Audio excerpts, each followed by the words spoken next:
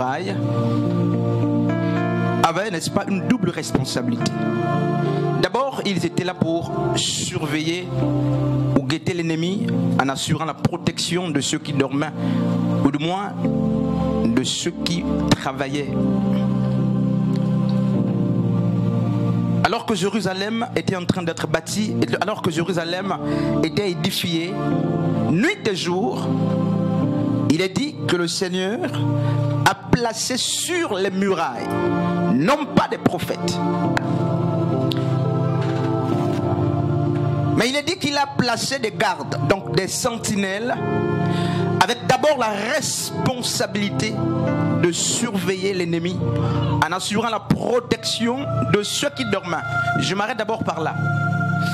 On nous apprend que les intercesseurs, nous parlons justement de l'intercesseur et de l'intercession aujourd'hui.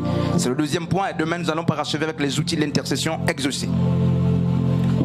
Ésaïe, le prophète qui vient avant Jésus-Christ, 8 siècles avant, nous dit que les sentinelles étaient placées sur les murailles de Jérusalem. Ils n'étaient pas seulement placés le jour, encore moins seulement la nuit, mais on nous dit qu'ils étaient placés là jour et nuit. Et la terminaison, n'est-ce pas, du paragraphe que nous avons lu, nous fait comprendre qu'ils devaient veiller jour et nuit jusqu'à ce que Jérusalem, n'est-ce pas, rende gloire à Dieu, jusqu'à ce que les travaux arrivent au terminus. Ils avaient double mission. La première consistait à veiller, à surveiller l'ennemi, afin d'assurer pleinement la sécurité à ceux qui dormaient. La relation entre l'intercesseur et l'intercession, c'est que l'intercesseur doit comprendre que son activité n'est pas qu'au profit de ceux qui sont éveillés. On nous dit qu'il veillait la nuit, parce que la nuit, il y a beaucoup d'activités. La nuit, les gens dorment. C'est comme justement Matthieu 25, lorsque Christ parle la parabole de 10 vierges en mettant en musique, n'est-ce pas, l'état d'Israël dans le péché. Même si d'aucuns ont pris pour faire de cela le point d'appui de leur ministère. Mais la Bible dit au verset 6e de Matthieu 25 qu'au milieu de la nuit, une voix se fit entendre et elle dit: voici l'époux vient, allez à sa rencontre. La sentinelle veille pour avertir, parce qu'il y a, alors que nous sommes, n'est-ce pas, dans ce monde, plusieurs sont en train de dormir. Et le travail de la nuit de la sentinelle, c'est pour veiller sur ceux qui dorment.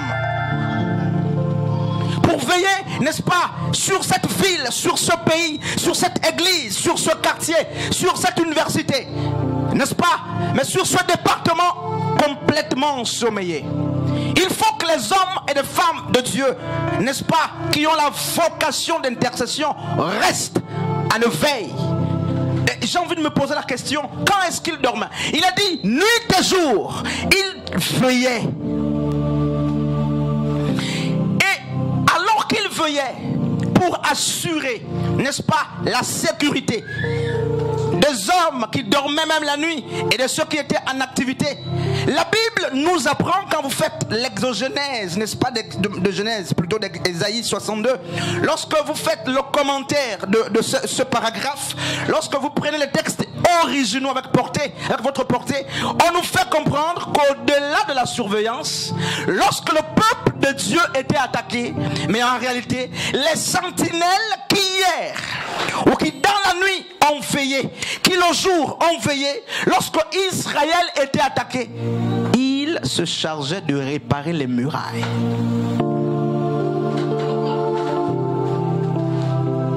Frères et sœurs, c'est un métier très excellent. Ils ne veillent pas seulement, ils avertissent. Mais lorsque les murailles, lorsque Jérusalem était attaquée par le peuple ennemi, la Bible dit, il revenait aussi, n'est-ce pas, aux sentinelles de réparer les murailles. Amen. Dieu merci. Dans 1 Roi, justement, chapitre 17, depuis le verset 1er, on ne va pas lire.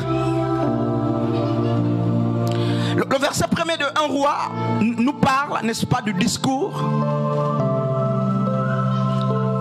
entre Élie, le prophète, et Akab, le roi.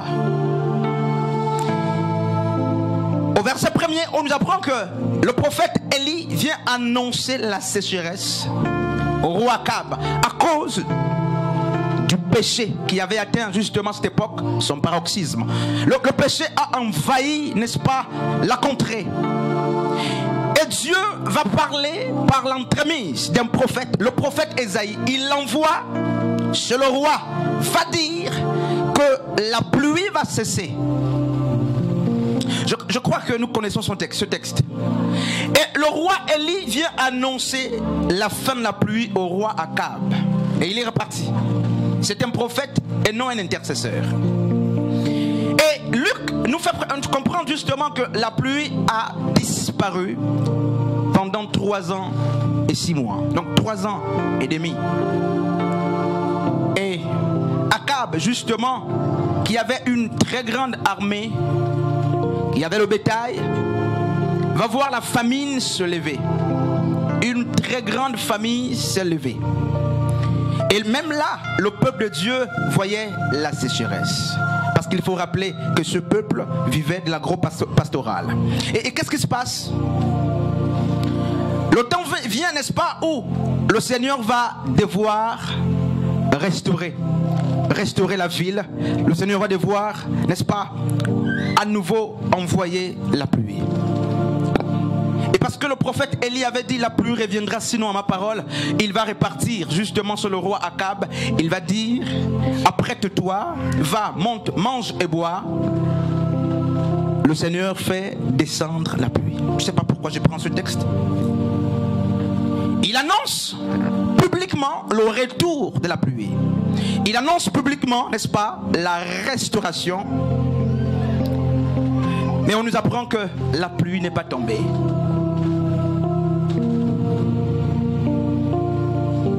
Il dit que le Seigneur va donner la pluie, mais la pluie n'arrive pas. Et la Bible dit que le prophète, l'homme de Dieu, va aller sur la montagne de Carmel.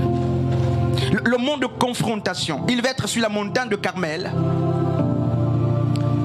Et la position qu'il avait adoptée, c'est il était à terre et les pieds entre les genoux, en train d'intercéder.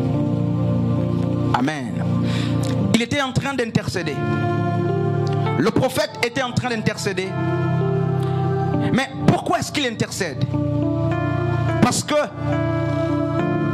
il y a une promesse que Dieu a faite, la restauration de la pluie. La pluie doit revenir, mais jusqu'ici, la promesse est restée sans accomplissement. Et l'homme de Dieu se transforme en intercesseur pour amener l'accomplissement de la promesse de Dieu. L'intercession ou l'intercesseur, c'est aussi celui-là, n'est-ce pas, qui aide Dieu à faire accomplir ses promesses. C'est celui qui va auprès de Dieu et qui dit tu as des responsabilités vis-à-vis du peuple. C'est aussi celui qui va auprès du peuple, n'est-ce pas, et qui dit au peuple Dieu a des responsabilités vis-à-vis de vous. Et vous aussi, vous avez des responsabilités vis-à-vis de Dieu. Et il va justement, alors qu'il était en train de prier, attendant l'accomplissement de la promesse, l'homme de Dieu va prendre un de ses subordonnés qu'il va dire va. Il va regarder si la pluie arrive. Je crois que je vais terminer quelque part là-bas. Demain on va maximiser, nous sommes très loin du temps. Et le serviteur de Dieu, d'Élie, est allé à la suite de la recommandation de l'homme de Dieu. La première fois, il n'y avait pas de pluie. Et il revient, il dit à Élie, mais il n'y a pas de pluie. Élie est toujours dans la position d'un intercesseur à allonger les pieds entre les genoux. Il va dire justement à ce monsieur, retourne à nouveau. Et il est reparti. 2, il arrive, il ne voit absolument rien. Mais jusque-là, le prophète a déjà dit qu'il y a dans le ciel un bruit qui annonce, n'est-ce pas, un grand événement. Il y a dans le ciel un bruit qui annonce, n'est-ce pas, le retour de la pluie. Il a annoncé qu'il y a dans le ciel des mouvements. Il a annoncé qu'une réunion s'est tenue au ciel dont les résolutions doivent venir sur la terre. Mais jusqu'ici, aucun accomplissement. Il a annoncé qu'il y a dans le ciel un signe qui dit que Dieu va parler. Mais jusqu'ici, Dieu ne parle pas. Et l'homme de Dieu se met justement dans la position de Mitzpah. Il est en train de guetter, il est en train de prier. 3 fois, il envoie son serviteur, va regarder s'il y a quelque chose. Le serviteur est allé, mais il n'y a pas d'accomplissement. Frères et sœurs, le ministère d'intercession n'a pas fléchi. L'homme de Dieu, mon frère, le prophète Élie, a gardé la même position. Pourquoi? Frères et sœurs, l'intercession reste collée à l'intercesseur aussi longtemps qu'il n'y a pas de résultat. Et Élie le prophète, sachant que lorsque Dieu parle, il l'accomplit, lui qui s'est mis dans la peau d'un intercesseur va rester dans la même position. 4 fois, il envoie son serviteur. Va encore regarder si la pluie arrive. Son serviteur est allé la 4e fois. Il descend sans la nouvelle. Il n'y a rien. En vérité, frères et sœurs, le ministère d'intercession, pour les intercesseurs, ils savent, c'est aussi notre folie. Vous parlez très souvent de choses qui ne sont même pas en existence. Vous parlez très souvent des choses que vous seuls entendez. Vous parlez très souvent des choses que vous-même et vous seuls voyez. Élie était certainement le seul à entendre le bruit. Mais il dit, va une 4e fois, il n'y a rien. Va une 5e fois. Le serviteur est allé pour la 5e fois. Frères et sœurs, homme de Dieu, il n'y avait toujours rien. Alors toi, en tant qu'intercesseur, homme et femme de Dieu, qu'aurais-tu fait à la première prise, à la 2e, à la 3e, à la 4e ou même à la 5e? Il n'y a pas d'exaucement. Tu as prié, il n'y a pas d'exaucement. Mais Élie nous apprend quelque chose. Il ne s'est pas arrêté à la 5e fois. Il dit encore, va regarder la 6e fois. Le serviteur est allé, même la 6e fois. Malheureusement, il n'y avait toujours rien. Quelle belle prestance, quelle endurance. Et la Bible me dit que le prophète a gardé la même position. Il a gardé la même position. Et là même, il va à nouveau envoyer le serviteur pour la 7e fois. Et c'est la 7e fois que le serviteur a dit la pluie arrive. Amen. Frères et sœurs, cette année ou cette fois, le chiffre de l'accomplissement, le chiffre de la perfection, pour l'atteindre, il faut avoir échoué. La parole d'Élie a été remise en cause la première fois. La parole d'Élie a été remise en cause la 2e fois. Mais Élie ne s'est pas découragé en tant qu'intercesseur, n'est-ce pas, de circonstances.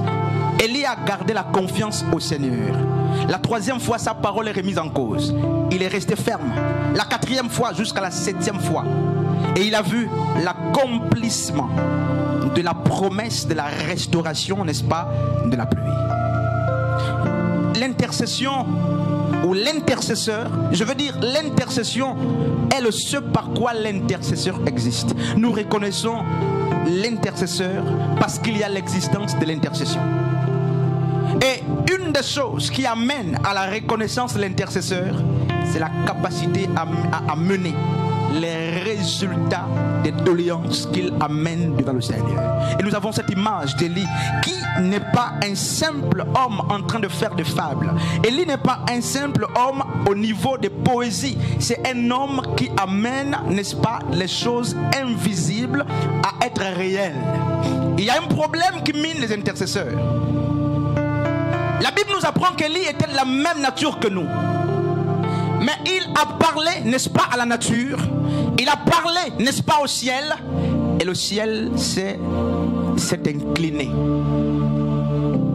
Et lorsque la Bible dit Élie est de la même nature que nous, mais elle nous apprend qu'Élie avait des forces. Et Élie avait aussi des faiblesses. Amen. Nous sommes notre intercession. De la même manière que nous sommes la lettre de Dieu, l'intercesseur est reconnu par son intercession. Je suis en train de lire quelque part. Je vais finir très bientôt. On va quelque part. C'est que notre intercession est à notre image et selon notre ressemblance. Proverbe chapitre 23, partie du verset 7. La Bible dit quoi? Car il est comme les pensées de son âme. Proverbe 23, le verset 7 dit: tel l'homme pense, tel il est. Nous sommes ce que nous pensons, et ce que nous pensons, c'est ce que nous concevons. Notre prière nous oriente sur ce que nous sommes. La qualité de l'intercession suffit pour qu'on ait des renseignements sur la nature ou l'identité de l'intercesseur.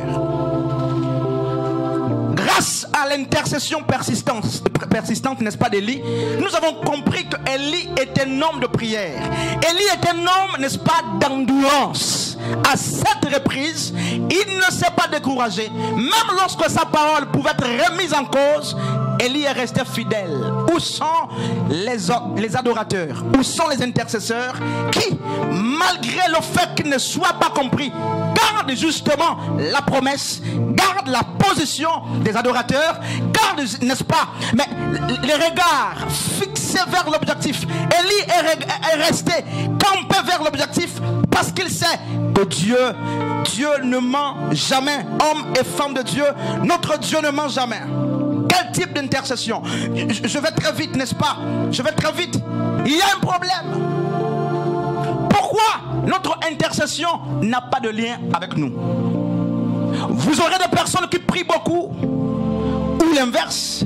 Vous aurez des personnes justement qui s'appellent intercesseurs. Vous aurez même des intercesseurs. Mais lorsque vous prenez ces intercesseurs avec qui vous faites une étude comparative avec l'intercession qui sort de ces personnes, il y a un creux. Alors que votre prière parle de vous, votre conduite parle de vous, votre caractère parle de vous, votre capacité à intercéder nous renseigne mieux sur ce que vous êtes. Et je disais, notre intercession est à notre image. Elle est faite à notre image et même selon notre ressemblance. Des hommes impatients ne feront jamais une intercession longue. Des hommes non tolérants ne feront jamais une intercession pour ceux qui les persécutent. Les hommes sans amour ne feront jamais une intercession pour leurs ennemis. Mais Jésus a dit dans Matthieu chapitre 5, lorsque vous lisez le sermon de Christ sur la montagne, il dit: priez pour ceux qui vous haïssent, bénissez ceux qui vous maudissent, priez pour vos ennemis, faites-leur du bien. Faites-leur du bien. Et Élie, Akab s'était dressé comme un ennemi de Dieu avec le culte de Baal.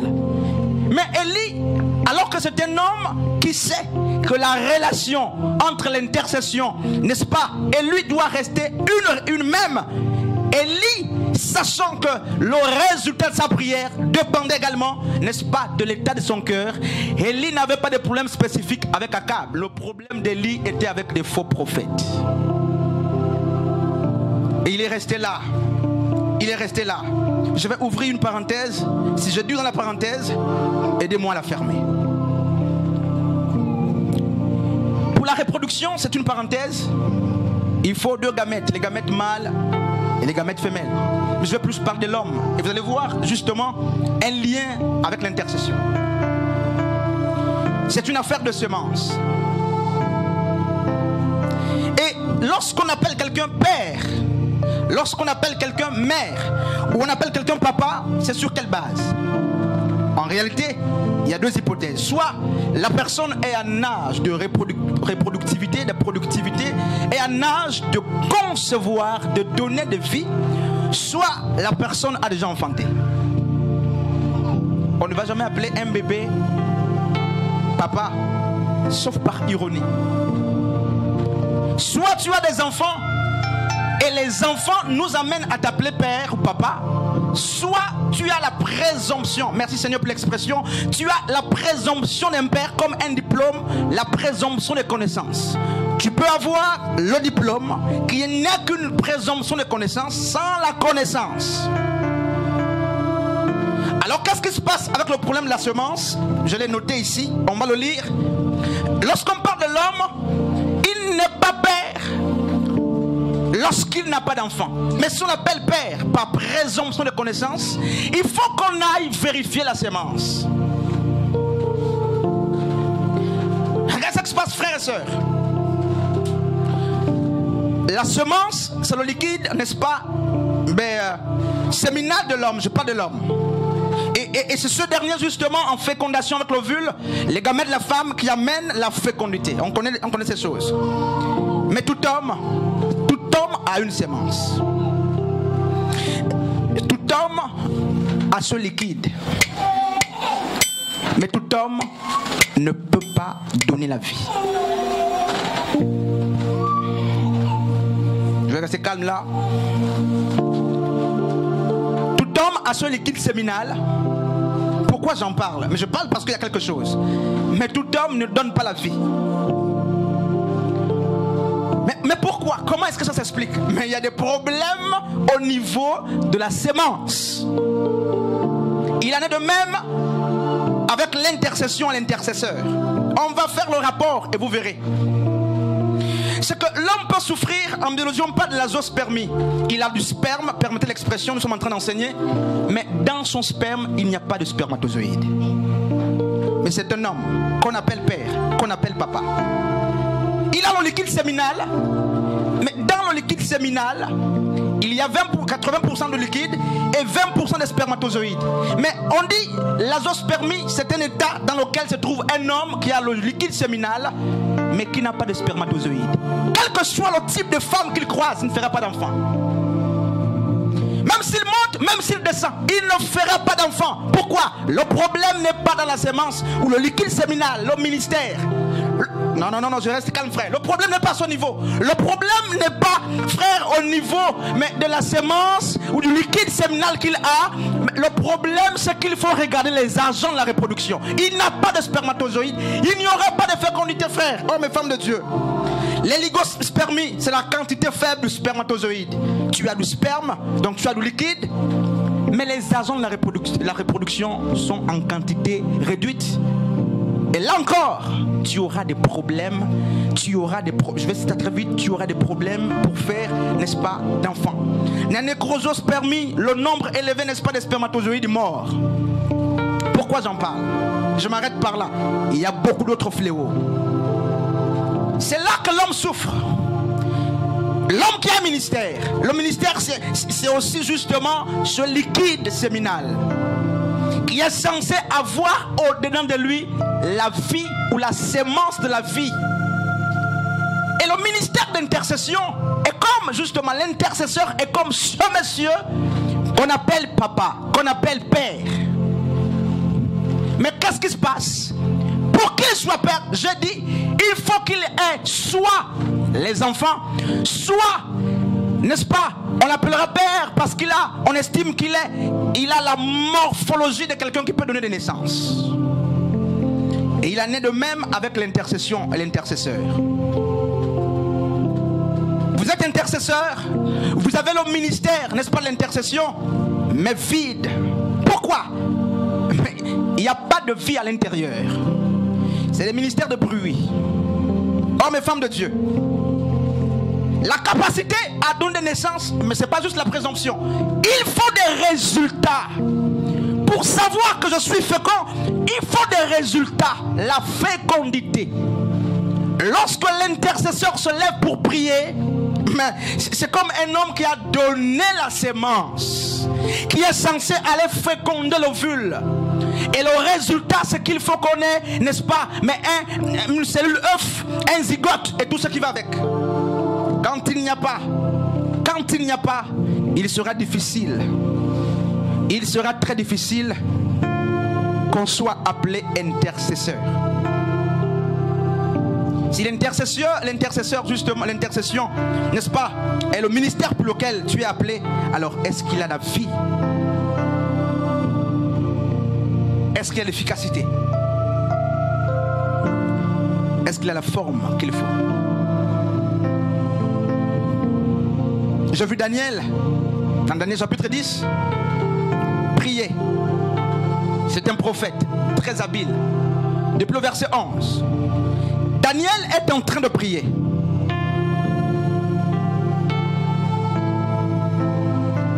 Il prie parce que son peuple est en captivité, le peuple souffre. Et il semble que la période de délivrance que Jérémie le prophète avait donnée est en train de s'écourter. Elle est en train de passer. Et la Bible dit que Daniel va s'ériger en prophète, d'abord prophète, mais en intercesseur. Il va prier le Seigneur au sujet justement du peuple qui était en souffrance. Et la Bible dit, Daniel ne voit pas l'exaucement. Mais le récit biblique nous fait comprendre que dès l'instant où Daniel a prié, Dieu a exaucé. Mais Daniel ne voyait pas l'exaucement. Dès l'instant où Daniel a ouvert la bouche, dès l'instant où il a eu l'appétit de prier, la Bible dit Dieu a exaucé au ciel. Mais il n'y avait rien sur la terre. C'est que les anges se sont accommodés avec Dieu au ciel pour donner suite favorable à la prière de Daniel. Mais il n'y avait pas d'impact. Il n'y avait rien sur la terre. Les décisions prises au ciel sont restées bloquées quelque part. Et la Bible nous apprend que le roi de Perse, un des chefs de Perse, avait retenu la prière. Du moins, l'exaucement de Daniel était retenu.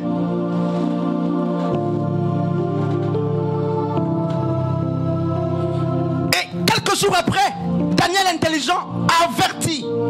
Lui, en tant que véritable intercesseur, il va continuer de prier. Et la Bible dit, n'est-ce pas, l'ange qui avait été envoyé pour donner l'exaucement à Daniel lui dira, dès l'instant où tu as prié, dès l'instant où tu as commencé à prier, Dieu t'a exaucé. Mais, frères et sœurs, l'exaucement était retenu.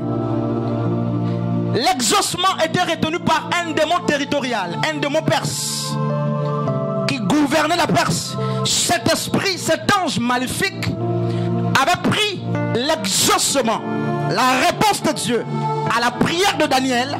Il a gardé entre le ciel et la terre. Frères et sœurs, je suis en train de nous faire comprendre qu'il y a beaucoup d'exaucement entre le ciel et la terre. Non pas que Dieu ne t'a jamais répondu. Le problème, c'est qu'il y a des démons territoriaux. Il y a des démons de famille, de réclamation qui ont retenu entre le ciel et la terre l'exaucement. Il y a 10 ans, les intercesseurs ont prié. Il y a 10 ans, toi tu as prié pour un cas jusqu'ici. Il n'y a pas d'accomplissement. Comme Daniel, le Seigneur nous apprend que l'intercesseur doit comprendre qu'il y a entre le ciel et la terre un monde angélique capable de tenir captif l'exaucement. Et là, l'exaucement a été tenu là, bloqué par un démon territorial. Et la Bible dit, parce que lorsqu'on fait l'angéologie, frère, on nous apprendra que les anges ont la hiérarchie. Et le démon ou l'ange qui avait retenu la prière, n'est-ce pas, de l'exaucement de Daniel, ne pouvait être combattu que par un autre ange, n'est-ce pas, du même rang que lui. Michael va être dépêché parce que cet ange ne pouvait pas. Frères et sœurs, cet ange ne pouvait rien devant l'ange de Perse, un chef satanique qui a bloqué un ange de Dieu. Le combat spirituel, frère, même les anges subissent. Même les anges subissent. Et qu'est-ce qui se passe? Le rôle de l'intercesseur, qui était Daniel, était de quitter la dispensation justement des anges capables de retenir sa prière grâce à l'intercession. Et surtout la Bible nous parle de l'humilité du cœur de Daniel. Grâce à l'état du cœur de Daniel, la Bible dit Dieu va dépêcher du ciel, non pas un autre ange petit, mais Michael, un chef. L'intercesseur, comme Abraham l'a dit dans Genèse 18, c'est quelqu'un qui fait fléchir Dieu. En fait, Dieu peut être mis à genoux et on va le lire. Frères et sœurs, Dieu n'est pas invincible. Tu peux vaincre Dieu. Donc je vais le lire. Dieu peut fléchir. Et on cherche les intercesseurs qui mettent Dieu à genoux. Les intercesseurs qui poussent Dieu à la réponse. Écoutons, frère, je vais lire. Laissez-moi lire, n'est-ce pas? Je dis, frères et sœurs, nous avons besoin des intercesseurs qui fassent fléchir. Mon mot, se faire fléchir Dieu. Dieu n'est pas que Dieu. Et dans la relation entre l'intercesseur et l'intercession, l'intercesseur ne doit pas hésiter de demander même ce qui est au-dessus de la raison. L'intercesseur ne doit pas faire un répertoire des choses qui sont possibles. La relation, c'est que son intercession, parce que l'homme, frères et sœurs, l'homme est compossible. Son intercession doit avoir les marques de Dieu. Parce que rien n'est impossible à celui qui croit. Donc, lorsque l'intercesseur se met à prier, il n'y a pas dans son langage, son expression langagière, des limites dans la demande ou la doléance. Ce que tu es capable de dire à Dieu, je veux que mon thé change. Je dis n'importe quoi. Tu es capable de dire à Dieu, place-moi à tel endroit. Tu es capable de dire à Dieu, je veux que ce village soit ceci. Que tous ces villageois réussissent. Dans la prière d'intercession, on ne doit trouver aucune limite. Tout doit être demandé. Quelle que soit la taille de la chose. Même si l'instant présent t'accable, tu ne dois pas avoir peur de demander. Regarde frères et sœurs, regarde frères et sœurs, regarde frères et sœurs. On va lire ce texte-là, 2 Chroniques chapitre 33, 13. 2 Chroniques 33, 13. Il lui adressa ses prières et l'Éternel se laissa fléchir. Il lui adressa ses prières et l'Éternel se laissa fléchir. Et Genèse 32, 25 à 29 nous apprend que un homme du nom de Jacob, je crois que c'est par ici que je vais terminer, mais il reste quelques secondes. Un homme du roi justement de Jacob, du nom de Jacob. Donc usurpateur qui par suite va devenir, n'est-ce pas, mais celui qui lutte avec Dieu, tout ça. La Bible dit qu'il avait ses troupeaux, il avait ses enfants avec lui, et il avait aussi sa femme, ses 2 femmes avec lui. Mais il était à la recherche de quelque chose. Qu'est-ce qui se passe? Il va aussi s'ériger en intercesseur. Mais cette fois, il ne va pas prier accompagné de ses enfants, ses moutons ou ses épouses. La Bible dit qu'il va les faire traverser, n'est-ce pas, le Jourdain, la rivière. Il va rester seul. Parce qu'il devait intercéder. Il avait reçu la visite d'un ange. Et la Bible dit qu'il s'est battu avec l'ange toute la nuit. L'ange va lui dire, laisse-moi partir. Le jour se lève. Il va dire ceci, je ne te laisserai pas partir à moins que tu m'aies béni. Homme de Dieu, j'étais en train de dire que Dieu n'est pas invincible. On ne s'approche pas de Dieu pour dire c'est un Dieu. Dieu est un ami. Dieu est un père. Dieu, on peut le vaincre. C'est que la Bible dit ceci, la prière du juste a une grande efficacité. Or, le juste n'est pas celui qui est parfait selon la déontologie du monde. Le juste, Romains chapitre 5 à partir du verset 1er, dit le juste c'est celui qui a justifié. Or, nous sommes justifiés par la foi. Donc, lorsque la Bible dit que la prière du juste a une grande efficacité, la Bible n'est pas en train de nous dire qu'il nous faut des intercesseurs irréprochables. Demain on parlera des outils. La Bible ne dit pas qu'il faut une intercession irréprochable. Il s'agit d'une intercession humaine. Mais dans 1 Timothée chapitre 3, l'apôtre Paul dit que celui qui aspire à la charge de l'évêque soit irréprochable. Alors c'est quoi le terme irréprochable selon Dieu? Mais en fait, ceux qui sont irréprochables selon Dieu, ce sont des hommes sans foi. Le juste selon la Bible, c'est un homme de foi. Et la Bible dit, la prière du juste a une grande efficacité. La prière de l'homme qui a la foi a une grande efficacité. Non pas la prière de l'homme qui ne pêche pas. Vous ne ferez jamais une prière si vous attendez que le péché ne vous visite plus. Ça ne se fera jamais. Les hommes que Dieu exauce, ils sont comme vous, ils sont comme nous. Ils sont de la même nature que nous. Job, ou plutôt Jacob, était un voleur.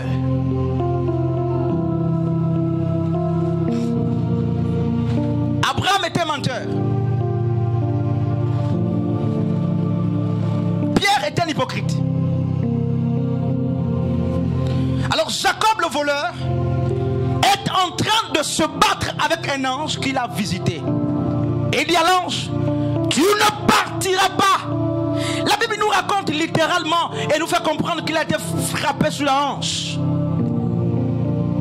Mais écoute frère, malgré la douleur de la hanche, écoute, ça c'est ce que Dieu me siffle, n'est-ce pas? Toutes les luttes avec la parole de Dieu nous laissera avec des faiblesses. C'est que l'ange qui a aussi l'image de la parole devant laquelle on se mire est capable d'emboîter les pas, les yeux, les regards. L'ange a brisé le côté, n'est-ce pas, de Jacob. Mais il n'a pas dit je veux te laisser partir parce que tu as réussi à emboîter ma hanche. Non, il dit je ne te laisse pas partir parce que l'objectif pour moi ce n'est pas de garder tous mes membres à leur place. Non, Jacob était en train de lutter. Pourquoi? Il dit à moi que tu m'es béni. Frères et sœurs, l'intercesseur dira si tu n'as pas répondu, je ne laisserai pas. Si tu n'as pas exaucé, je ne laisserai pas. S'il n'y a pas de réponse, je ne laisserai pas. Jacob a lutté jusqu'à ce que l'ange pose la question à Jacob. Comment t'appelles-tu? Oh, je suis en train de dire que jusqu'ici le débat n'est-ce pas, entre Jacob et l'ange était unilatéral. C'est Jacob qui mettait la pression, qui demandait à l'ange. Épuisé par l'oppression de Jacob, l'ange va rentrer dans la négociation. Épuisé par le harcèlement justement de Jacob, l'ange comprend que il faut que je bénisse Jacob. Il a persisté, il n'est pas en train de s'amuser. Il faut que je le bénisse avant de partir. Et pour commencer, il dit comment tu t'appelles? Frères et sœurs, l'identité. L'ange commence, la parole de Dieu commencera à changer notre identité. Comment t'appelles-tu? Il dit voleur. Donc Jacob, c'est lui qui vole la rang ou la place des autres. Comment t'appelles-tu? Alors, qu'est-ce qui se passe? Il va changer le nom de Jacob. Homme de Dieu, les véritables intercessions amèneront le ciel. En fait, lorsque les intercesseurs se mettent à prier, que se passe-t-il? Il y a des grandes réunions au ciel. Il y a des remembrements au ciel. Lorsque Dieu devait créer le ciel et la terre, n'est-ce pas, lorsqu'il devait même créer l'homme, la Bible dit qu'il dit à son conseil, faisons l'homme à notre image et selon notre ressemblance. Lorsque l'intercesseur prie, lorsque l'intercession sort du cœur de l'intercesseur, du vrai intercesseur, il y a une délégation d'anges. Il y a des anges qui se réunissent comme autour d'une table en train de discuter par rapport à une sollicitude, par rapport à une doléance qui est montée d'un cœur du pécheur. C'est un cœur de l'homme, c'est l'homme qui a parlé. Esaïe a dit mes lèvres sont impures, mes lèvres sont impures. Mais Esaïe était prophète de Dieu, prophétisant avec autorité, mais ses lèvres étaient impures. Nous ne cherchons pas des intercesseurs, n'est-ce pas, irréprochables. Nous cherchons des hommes et des femmes de Dieu qui prient avec foi et qui ont des cœurs, n'est-ce pas, purs devant le Seigneur. Frères et sœurs, je n'ai pas envie de perdre ce que Dieu me siffle là. La Bible me dit ceci: lorsque l'intercession prie, l'intercesseur prie, il modifie les réunions au ciel, il modifie les décrets dans la famille. Lorsque l'intercession, écoute frère, même s'il n'est pas vu, c'est que lorsque tu pries, ta parole porte ton image, ton âme, ton esprit. Ta parole, ta prière te ressemble. Lorsqu'elle arrive devant Dieu, quand elle est montée comme un parfum de bonne odeur, frère, Dieu aime les odeurs.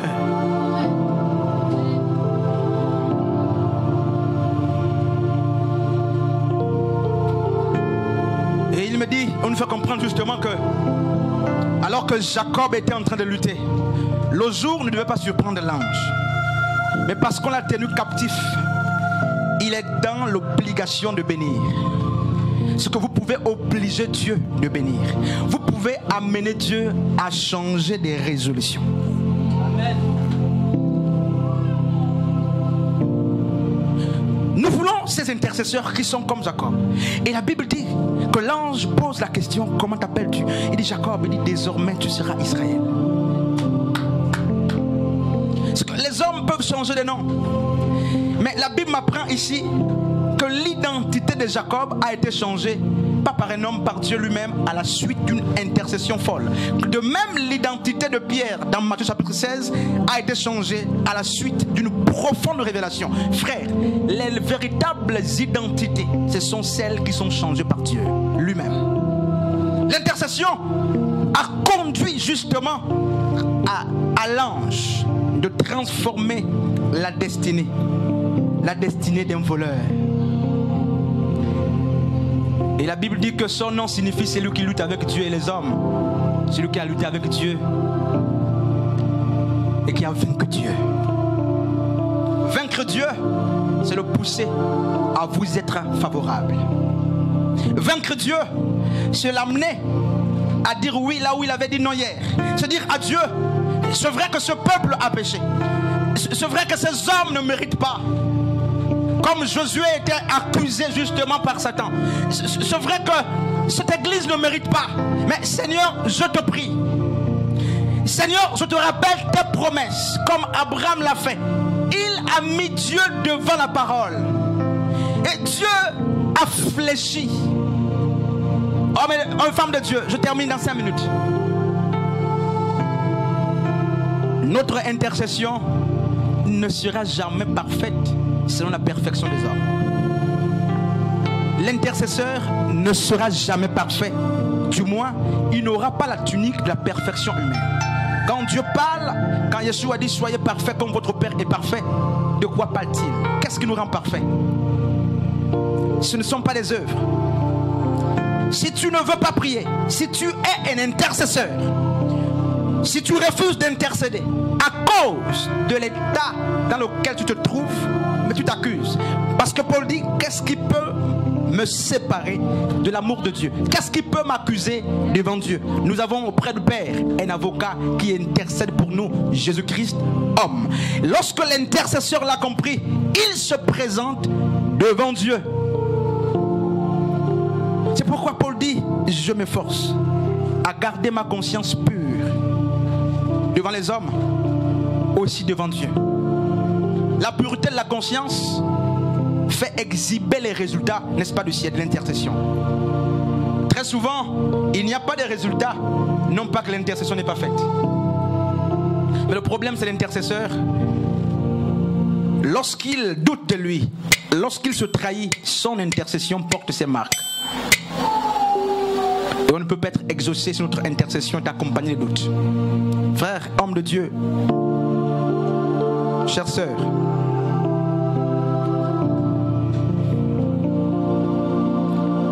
l'intercession est une activité. Si elle est saisonnière pour beaucoup, elle n'est pas pour tout le monde. Pour certains, c'est une activité même vitale. Et hier, je disais que nous sommes notre intercession.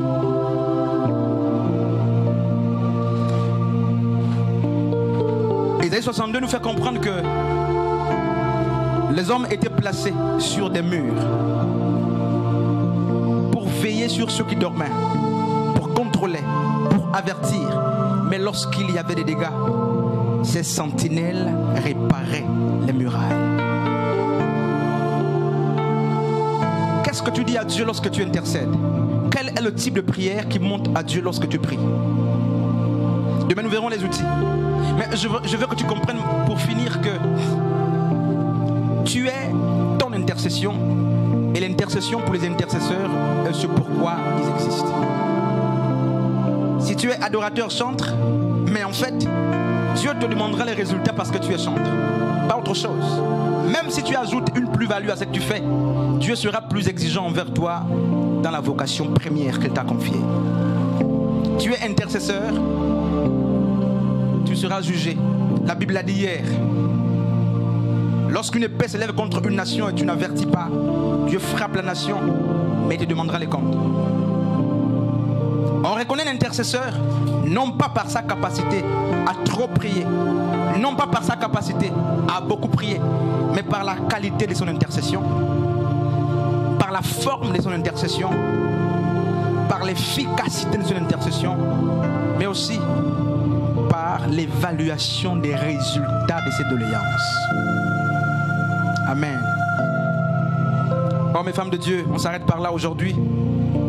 J'ai vu Moïse intercéder dans Exode chapitre 32, depuis le verset 10 jusqu'à 14. Il y a eu des réponses. J'ai vu Daniel dans Daniel chapitre 10 à partir du verset 11 intercéder. Il y a eu des réponses. J'ai vu Jésus dans Luc chapitre 22 intercéder. Il y a eu des réponses. Ils étaient de la même nature que nous.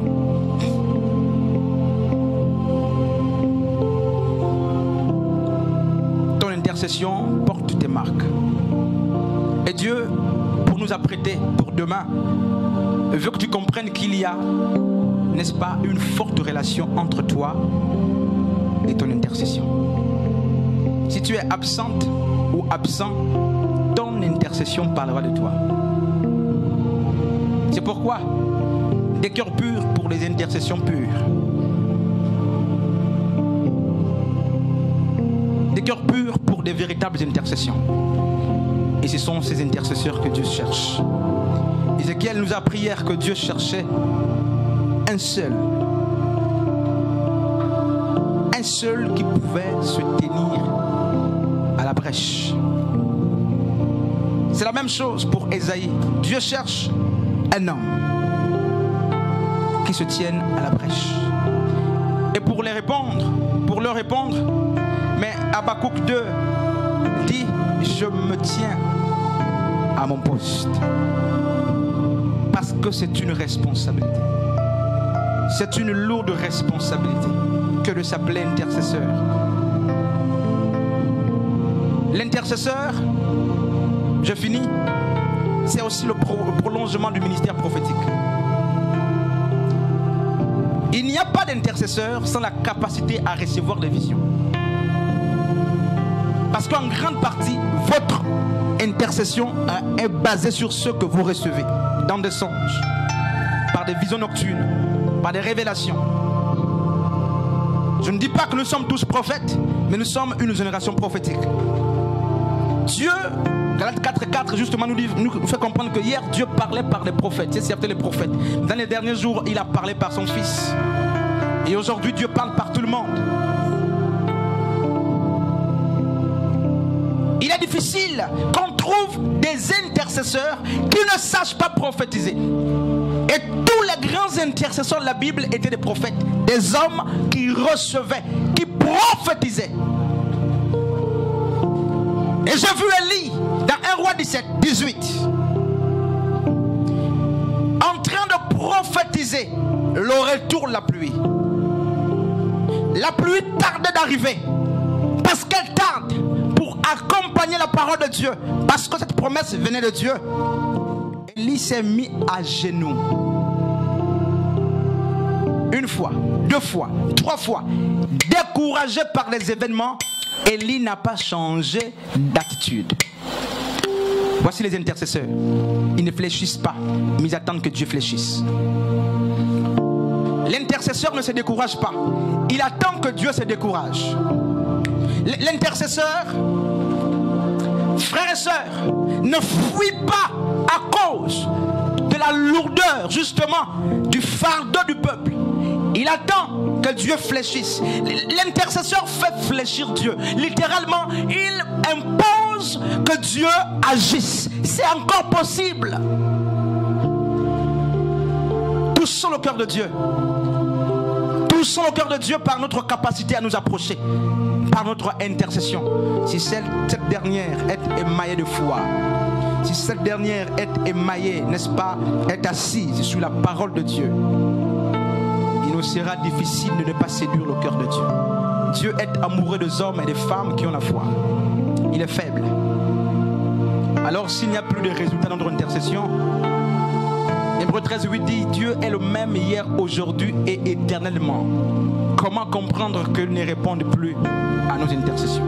Le problème est au niveau de l'intercesseur et non au niveau de Dieu. Que Dieu bénisse sa parole. Je voudrais qu'on prie en quelques minutes seulement. Demain nous sommes là. Ici présent avec moi.